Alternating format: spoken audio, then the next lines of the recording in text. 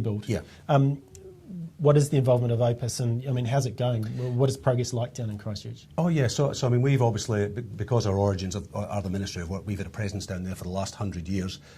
We've currently got about 300, just over 300 staff down there, offering a complete range of services from architecture through to archaeology, of course engineering, structural engineering, geotechnical engineering, working for a whole raft of clients down there.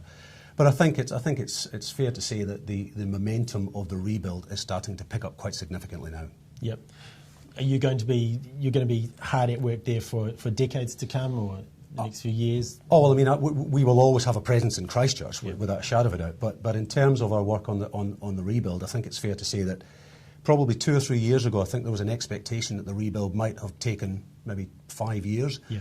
And I think now people are talking a lot longer time frame than that. So our expectation is that we will be actively involved in the rebuild for the next 10 to 15 years at least.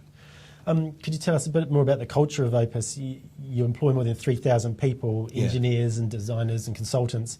I imagine there's a lot of smart people around in your organisation. Does that present any special kind of challenge for leadership or for a chief exec?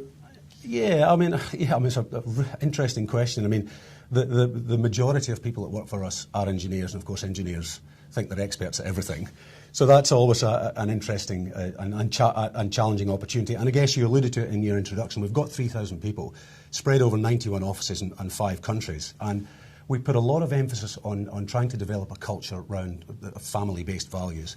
So I spend a lot of time actually going around these individual offices, but of course as you're starting to grow and expand and what have you, it becomes more and more difficult to do that. But it's something that I hold very close. Yeah, I guess that takes me on to a question about expanding overseas. Do you think that there is a New Zealand culture or a management style that is useful for managing operations around the world? You're from elsewhere, so you might have a different perspective from New Zealand. It's an interesting one because, as I said earlier, we were a New Zealand company 10 years ago and we've expanded. And part of our original strategy in terms of some of those acquisitions and expansion overseas was to take some of the New Zealand-based expertise and some of our key managers and actually put them there to manage the operations. Right.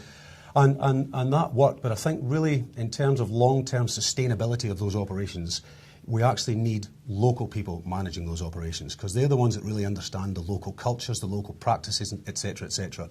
So that's really what we look to do now. Yeah. Yeah. So you'll put New Zealand staff there when necessary? Correct. Correct. So what we do is, if you look at, say, we made a large acquisition in Canada last year. We brought on about 600 staff.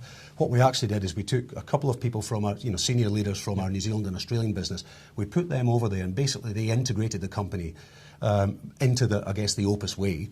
But gradually we'll pull them back, and then the leadership will actually start to develop from